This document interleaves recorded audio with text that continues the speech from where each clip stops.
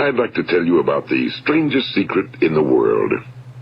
Some years ago, the late Nobel Prize-winning Dr. Albert Schweitzer was being interviewed in London, and a reporter asked him, "Doctor, what's wrong with men today?" And the great doctor was silent a moment, and then he said, "Men simply don't think." It's about this that I want to talk with you. We live today in a golden age. This is an era that man has looked forward to, dreamed of, and worked toward for thousands of years. But since it's here, we pretty well take it for granted. We in America are particularly fortunate to live in the richest land that ever existed on the face of the earth, a land of abundant opportunity for everyone. But you know what happens? Well, let's take 100 men who start even at the age of 25. Do you have any idea what will happen to those men by the time they're 65?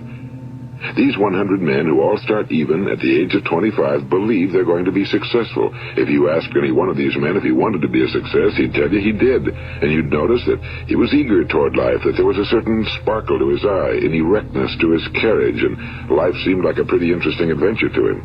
But by the time they're 65, 1 will be rich.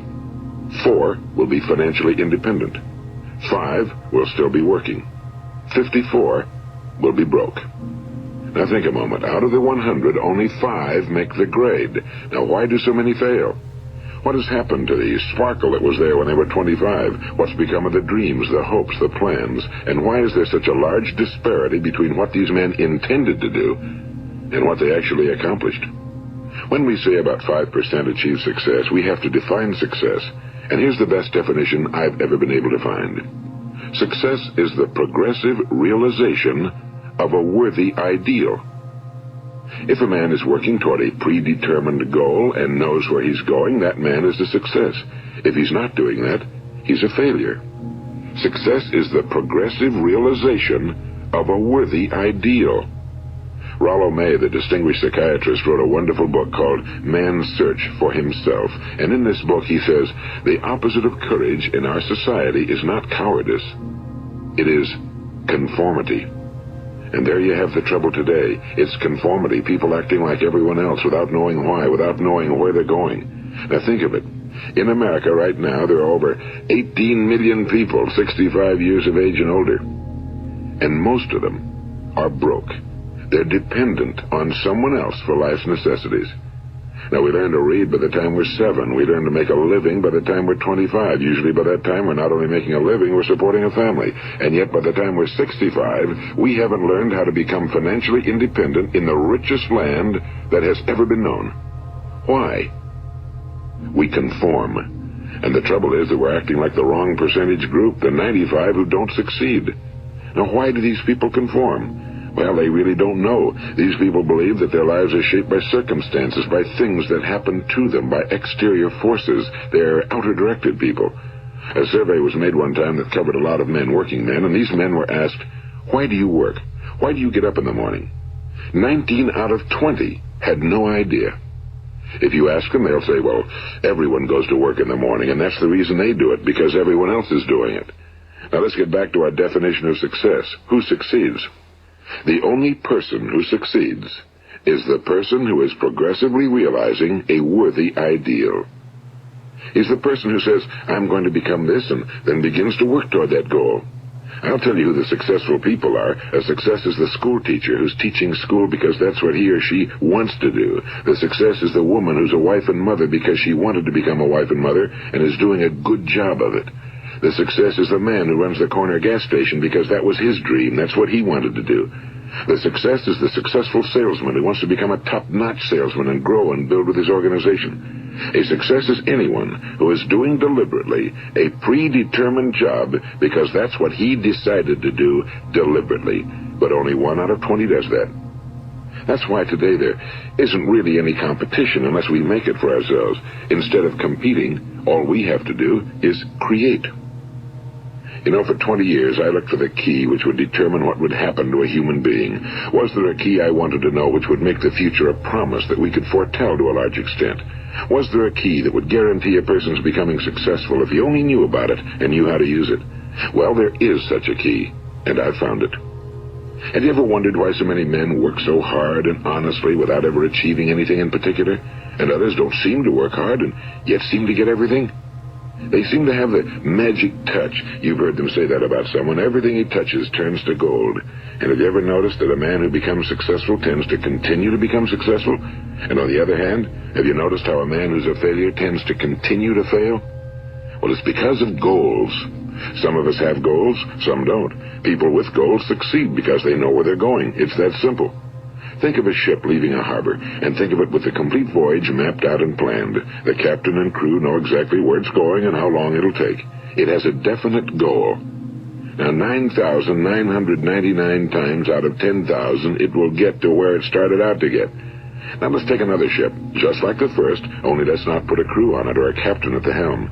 Let's give it no aiming point, no goal, no destination. We just start the engines and let it go. I think you'll agree with me that if it gets out of the harbor at all, it will either sink or wind up on some deserted beach, a derelict. It can't go anyplace because it has no destination and no guidance, and it's the same with a human being. Take the salesman, for example. There's no other person in the world today with the future of a good salesman. Selling is the world's highest paid profession, if we're good at it and if we know where we're going. Every company needs top-notch salesmen, and they reward those men. The sky's the limit for them. But how many can you find? Someone once said the human race is fixed, not to prevent the strong from winning, but to prevent the weak from losing.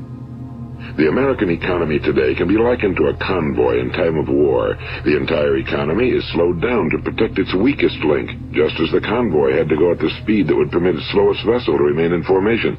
That's why it's so easy to make a living today. It takes no particular brains or talent to make a living and support a family today. So we have a plateau of so-called security, if that's what a person's looking for. But we do have to decide how high above this plateau we want to aim. Now let's get back to the strangest secret in the world, the story that I wanted to tell you today. Why do men with goals succeed in life and men without them fail? Well, let me tell you something which, if you really understand it, will alter your life immediately. If you understand completely what I'm going to tell you from this moment on, your life will never be the same again. You will suddenly find that good luck just seems to be attracted to you. The things you want just seem to fall in line, and from now on you won't have the problems, the worries, the gnawing lump of anxiety that perhaps you've experienced before. Doubt, fear, well, they'll be things of the past. Here's the key to success and the key to failure. We become what we think about. Now let me say that again. We become what we think about. Throughout all history, the great wise men and teachers, philosophers and prophets have disagreed with one another on many different things. It's only on this one point that they are in complete and unanimous agreement. Listen to what Marcus Aurelius, the great Roman emperor, said. A man's life is what his thoughts make of it. Disraeli said this, everything comes if a man will only wait. I brought myself by long meditation to the conviction that a human being with a settled purpose must accomplish it, and that nothing can resist a will that will stake even existence for its fulfillment. Ralph Waldo Emerson said this, a man is what he thinks about all day long. William James said, the greatest discovery of my generation is that human beings can alter their lives by altering their attitudes of mind. And he also said, we need only in cold blood act as if the thing in question were real, and it will become infallibly real by growing into such a connection with our life that it will become real.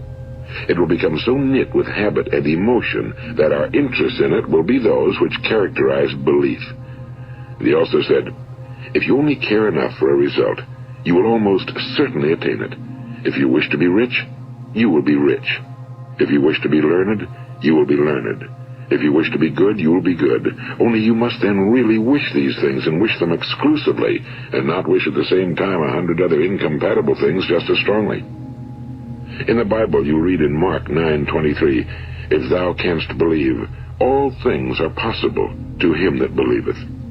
My old friend Dr. Norman Vincent Peale put it this way, this is one of the greatest laws in the universe. Fervently do I wish I had discovered it as a very young man. It dawned upon me much later in life, and I found it to be one of the greatest, if not my greatest discovery outside of my relationship to God. The great law, briefly and simply stated, is that if you think in negative terms, you will get negative results. If you think in positive terms, you will achieve positive results. That is the simple fact, he went on to say, which is at the basis of an astonishing law of prosperity and success. In 3 words, believe and succeed. William Shakespeare put it this way: our doubts are traitors and make us lose the good we oft might win by fearing to attempt. George Bernard Shaw said, people are always blaming their circumstances for what they are. I don't believe in circumstances. The people who get on in this world are the people who get up and look for the circumstances they want, and if they can't find them, make them. Well, it's pretty apparent, isn't it? And every person who discovered this for a while believed that he was the first one to work it out. We become what we think about. Now, it stands to reason that a person who's thinking about a concrete and worthwhile goal is going to reach it, because that's what he's thinking about, and we become what we think about. Conversely, the man who has no goal, who doesn't know where he's going, and whose thoughts must therefore be thoughts of confusion and anxiety and fear and worry, becomes what he thinks about. His life becomes one of frustration and fear and anxiety and worry. And if he thinks about nothing, he becomes nothing. Now, how does it work? Why do we become what we think about? Well, I'll tell you how it works as far as we know. Now, to do this, I want to tell you about a situation that parallels the human mind. Suppose a farmer has some land, and it's good, fertile land. Now, the land gives the farmer a choice. He may plant in that land whatever he chooses. The land doesn't care. It's up to the farmer to make the decision. Now, remember, we're comparing the human mind with the land because the mind, like the land, doesn't care what you plant in it. It will return what you plant, but it doesn't care what you plant. Now, let's say that the farmer has 2 seeds in his hand. One is a seed of corn. The other is nightshade, a deadly poison. He digs 2 little holes in the earth, and he plants both seeds, one corn, the other nightshade. He covers up the holes, waters, and takes care of the land, and what will happen? Invariably, the land will return what's planted. As it's written in the Bible, as ye sow, so shall ye reap. Now remember, the land doesn't care. It'll return poison in just as wonderful abundance as it will corn. So up come the 2 plants, one corn, one poison. Now, the human mind is far more fertile, far more incredible and mysterious than the land, but it works the same way. It doesn't care what we plant. Success, failure. A concrete, worthwhile goal, or confusion. Misunderstanding, fear, anxiety, and so on. But what we plant, it must return to us. You see, the human mind is the last great unexplored continent on Earth. It contains riches beyond our wildest dreams. It will return anything we want to plant. Now, you might say, well, if that's true, why don't people use their minds more? Well, I think they figured out an answer to that one, too. Our mind comes as standard equipment at birth. It's free, and things that are given to us for nothing we place little value on. Things that we pay money for, we value. The paradox is that exactly the reverse is true. Everything that's really worthwhile in life came to us free. Our minds, our souls, our bodies, our hopes, our dreams, our ambitions, our intelligence, our love of family and children and friends and country, all these priceless possessions are free. But the things that cost us money are actually very cheap and can be replaced at any time. A good man can be completely wiped out and make another fortune. He can do that several times. Even if our home burns down, we can rebuild it. But the things we got for nothing, we can never replace. The human mind isn't used because we take it for granted. Familiarity breeds contempt. It can do any kind of job we assign to it, but generally speaking, we use it for little jobs instead of big, important ones.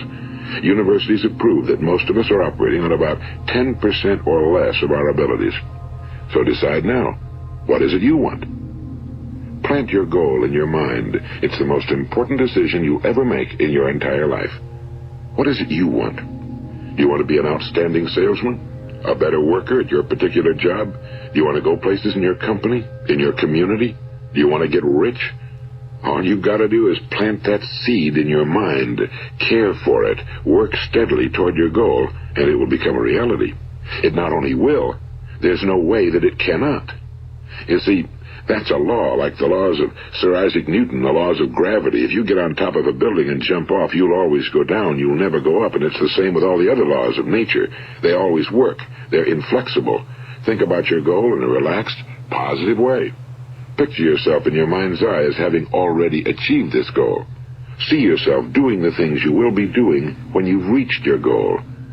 Ours has been called the phenobarbital age, the age of ulcers and nervous breakdowns and tranquilizers, at a time when medical research has raised us to a new plateau of good health and longevity. Far too many of us worry ourselves into an early grave, trying to cope with things in our own little personal ways, without learning a few great laws that will take care of everything for us. These things we bring on ourselves through our habitual way of thinking. Every one of us is the sum total of his own thoughts. He is where he is because that's exactly where he really wants to be, whether he'll admit that or not. Each of us must live off the fruit of his thoughts in the future, because what you think today and tomorrow, next month and next year, will mold your life and determine your future. You're guided by your mind. I remember one time I was driving through eastern Arizona, and I saw one of those giant earth-moving machines roaring along the road at about 35 miles an hour with what looked like 30 tons of dirt in it. A tremendous, incredible machine. And there was a little man perched way up on top with the wheel in his hands guiding it. And as I drove along, I was struck by the similarity of that machine to the human mind. Just suppose you're sitting at the controls of such a vast source of energy. Are you going to sit back and fold your arms and let it run itself into a ditch? Or are you going to keep both hands firmly on the wheel and control and direct this power to a specific, worthwhile purpose? It's up to you. You're in the driver's seat. You see, the very law that gives us success is a two-edged sword. We must control our thinking. The same rule that can lead a man to a life of success, wealth, happiness, and all the things he ever dreamed of for himself and his family. That very same law can lead him into the gutter. It's all in how he uses it, for good or for bad. This is the strangest secret in the world. Now, why do I say it's strange, and why do I call it a secret? Actually, it isn't a secret at all. It was first promulgated by some of the earliest wise men, and it appears again and again throughout the Bible, but very few people have learned it, understand it. That's why it's strange, and why for some equally strange reason it virtually remains a secret. I believe that you could go out and walk down the main street of your town and ask one man after another what the secret of success is, and you probably wouldn't run into one man in a month who could tell you. Now, this information is enormously valuable to us if we really understand it and apply it. It's valuable to us not only for our own lives, but the lives of those around us, our families, employees, associates, and friends. Life should be an exciting adventure. It should never be a bore. A man should live fully, be alive. He should be glad to get out of bed in the morning. He should be doing a job he likes to do because he does it well. One time I heard Grove Patterson, the great late editor-in-chief of the Toledo Daily Blade, make a speech, and as he concluded his speech, he said something I've never forgotten. He said, "My years in the newspaper business have convinced me of several things. Among them, that people are basically good, and that we came from someplace, and we're going someplace. So we should make our time here an exciting adventure. The architect of the universe didn't build a stairway leading nowhere." And the greatest teacher of all, the carpenter from the plains of Galilee, gave us the secret time and time again. As ye believe, so shall it be done unto you. I've explained the strangest secret in the world and how it works. Now, on this side, I want to explain how you can prove to yourself the enormous returns possible in your own life by putting this secret to a practical test. I want you to make a test that will last 30 days. It isn't going to be easy, but if you'll give it a good try, it will completely change your life for the better. Now, back in the 17th century, Sir Isaac Newton, the English mathematician and natural philosopher, gave us some natural laws of physics which apply as much to human beings as they do to the movement of bodies in the universe. And one of these laws is that for every action, there is an equal and opposite reaction. Simply stated, as it applies to you and me, it means we can achieve nothing without paying the price. The results of your 30-day experiment will be in direct proportion to the effort you put forth. To be a doctor, you must pay the price of long years of difficult study. To be successful in selling, and remember that each of us succeeds to the extent of his ability to sell. Selling our families on our ideas, selling education in schools, selling our children on the advantages of living the good and honest life, selling our associates and employees on the importance of being exceptional people. To, of course, the profession of selling itself. But to be successful in selling our way to the good life, we must be willing to pay the price. Now, what is that price? Well, it's many things. First, it's understanding emotionally as well as intellectually that we literally become what we think about, that we must control our thoughts if we're to control our lives. It's understanding fully that as ye sow, so shall ye reap. Second, it's cutting away all fetters from the mind and permitting it to soar as it was divinely designed to do. It's the realization that your limitations are self-imposed and that the opportunities for you today are enormous beyond belief. It's rising above narrow-minded pettiness and prejudice. And third, it's using all your courage to force yourself to think positively on your own problem, to set a definite and clearly defined goal for yourself, to let your marvelous mind think about your goal from all possible angles, to let your imagination speculate freely upon many different possible solutions, to refuse to believe that there are any circumstances sufficiently strong to defeat you in the accomplishment of your purpose, to act promptly and decisively when your course is clear, and to keep constantly aware of the fact that you are, at this moment, standing in the middle of your own acres of diamonds, as Russell Conwell used to point out. And fourth, save at least 10% of every dollar you earn. It's also remembering that no matter what your present job, it has enormous possibilities if you're willing to pay the price. Now let's just go over the important points in the price each of us must pay to achieve the wonderful life that can be ours. It is, of course, worth any price. 1, you will become what you think about. 2, remember the word imagination and let your mind begin to soar. 3, courage. Concentrate on your goal every day. 4, save 10% of what you earn. And 5, action. Ideas are worthless unless we act on them. Now, I'll try to outline the 30-day test I want you to make. Keep in mind that you have nothing to lose by making this test and everything you could possibly want to gain. There are 2 things that may be said of everyone. Each of us wants something, and each of us is afraid of something. I want you to write on a card what it is you want more than anything else. It may be more money. Perhaps you'd like to double your income or make a specific amount of money. It may be a beautiful home. It may be success at your job. It may be a particular position in life. It could be a more harmonious family. Each of us wants something. Now write down on your card specifically what it is you want. Make sure it's a single goal and clearly defined.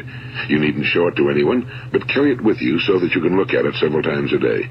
Think about it in a cheerful, relaxed, positive way each morning when you get up, and immediately you have something to work for, something to get out of bed for, something to live for.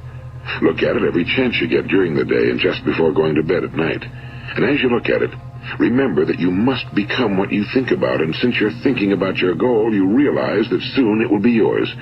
In fact, it's yours really the moment you write it down and begin to think about it. Look at the abundance all around you as you go about your daily business. You have as much right to this abundance as any other living creature. It's yours for the asking. Now we come to the difficult part. Difficult because it means the formation of what is probably a brand new habit, and new habits are not easily formed. Once formed, however, it will follow you for the rest of your life. Stop thinking about what it is you fear. Each time a fearful or negative thought comes into your consciousness, replace it with a mental picture of your positive and worthwhile goal. And there will come times when you'll feel like giving up. It's easier for a human being to think negatively than positively. That's why only 5% are successful. You must begin now to place yourself in that group. For 30 days, you must take control of your mind. It will think about only what you permit it to think about. Each day for this 30-day test, do more than you have to do. In addition to maintaining a cheerful, positive outlook, give of yourself more than you've ever done before. Do this knowing that your returns in life must be in direct proportion to what you give. The moment you decide on a goal to work toward, you're immediately a successful person. You are then in that rare and successful category of people who know where they're going. Out of every 100 people, you belong to the top 5. Don't concern yourself too much with how you're going to achieve your goal. Leave that completely to a power greater than yourself. All you have to do is know where you're going. The answers will come to you of their own accord and at the right time. Remember these words from the Sermon on the Mount, and remember them well. Keep them constantly before you this month of your test. Ask, and it shall be given you. Seek, and ye shall find. Knock, and it shall be opened unto you. For every one that asketh receiveth, and he that seeketh findeth, and to him that knocketh it shall be opened. It's as marvelous and as simple as that. In fact, it's so simple that in our seemingly complicated world, it's difficult for an adult to understand that all he needs is a purpose and faith. For 30 days, do your very best. If you're a salesman, go at it as you've never done before, not in a hectic fashion, but with the calm, cheerful assurance that time well spent will give you the abundance in return you deserve and want. If you're a homemaker, devote your 30-day test to completely giving of yourself without thinking about receiving anything in return, and you'll be amazed at the difference it makes in your life. No matter what your job, do it as you've never done it before for 30 days. And if you've kept your goal before you every day, you'll wonder and marvel at this new life you've found. Dorothea Brand, the outstanding editor and writer, discovered it for herself and tells about it in her fine book, Wake Up and Live. Her entire philosophy is reduced to the words, act as though it were impossible to fail. She made her own test with sincerity and faith, and her entire life was changed to one of overwhelming success. Now, you make your test for 30 full days. Don't start your test until you've made up your mind to stick with it. You see, by being persistent, you're demonstrating faith. Persistence is simply another word for faith. If you didn't have faith, you'd never persist. If you should fail during your first 30 days, by that I mean suddenly find yourself overwhelmed by negative thoughts, you've got to start over again from that point and go 30 more days.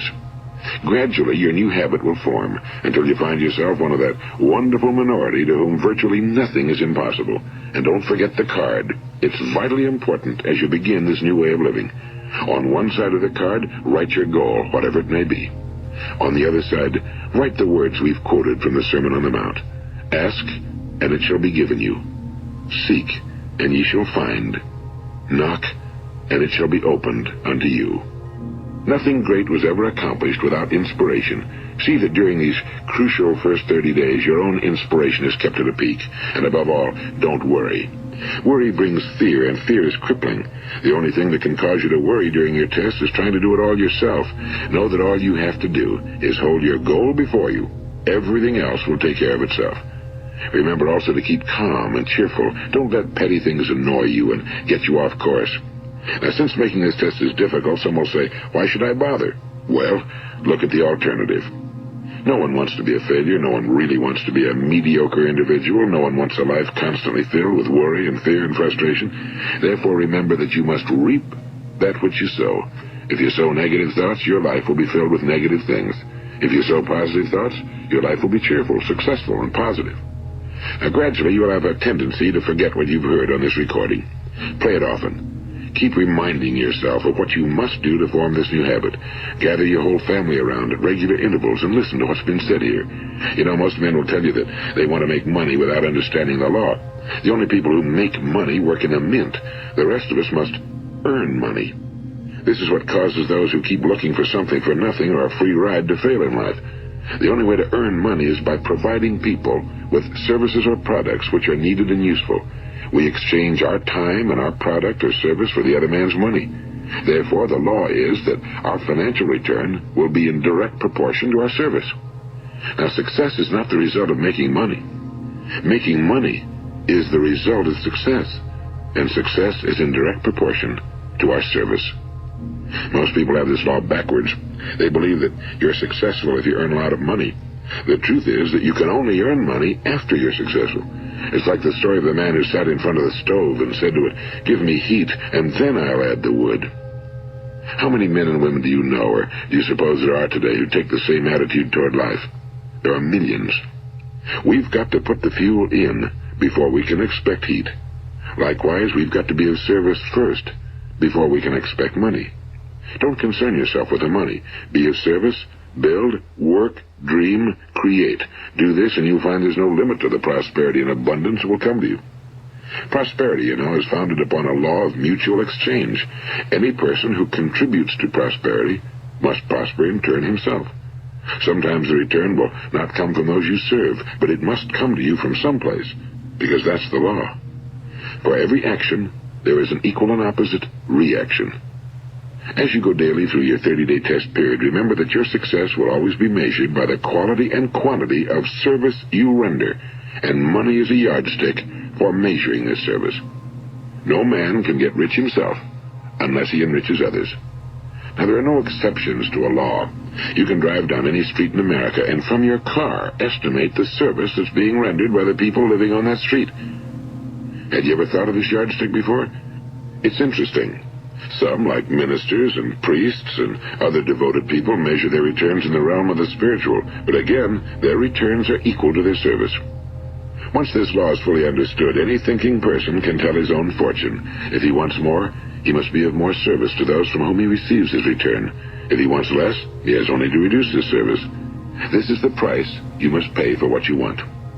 If you believe you can enrich yourself by deluding others, you can end only by deluding yourself. It may take some time, but just as surely as you breathe, you'll get back what you put out. Don't ever make the mistake of thinking you can avert this. It's impossible. The prisons and the streets where the lonely walk are filled with people who tried to make new laws just for themselves. We may avoid the laws of man for a while, but there are greater laws that cannot be broken. An outstanding medical doctor recently pointed out 6 steps that will help you realize success. 1. Set yourself a definite goal. 2. Quit running yourself down. 3. Stop thinking of all the reasons why you cannot be successful and instead think of all the reasons why you can. 4. Trace your attitudes back through your childhood and try to discover where you first got the idea you couldn't be successful, if that's the way you've been thinking. 5. Change the image you have of yourself by writing out a description of the person you would like to be. And 6. Act the part of the successful person you have decided to become. The doctor who wrote those words is a noted West Coast psychiatrist, Dr. David Harold Fink. Do what the experts since the dawn of recorded history have told you you must do. Pay the price by becoming the person you want to become. It's not nearly as difficult as living unsuccessfully. Make your 30-day test, then repeat it again, and each time it will become more a part of you until you'll wonder how you could ever have lived any other way. Live this new way and the floodgates of abundance will open and pour over you more riches than you may have dreamed existed. Money? Yes, lots of it. But what's more important, you'll have peace. You'll be in that wonderful minority who lead calm, cheerful, successful lives. Start today. You have nothing to lose, but you have a whole life to win. This is Earl Nightingale, and thank you.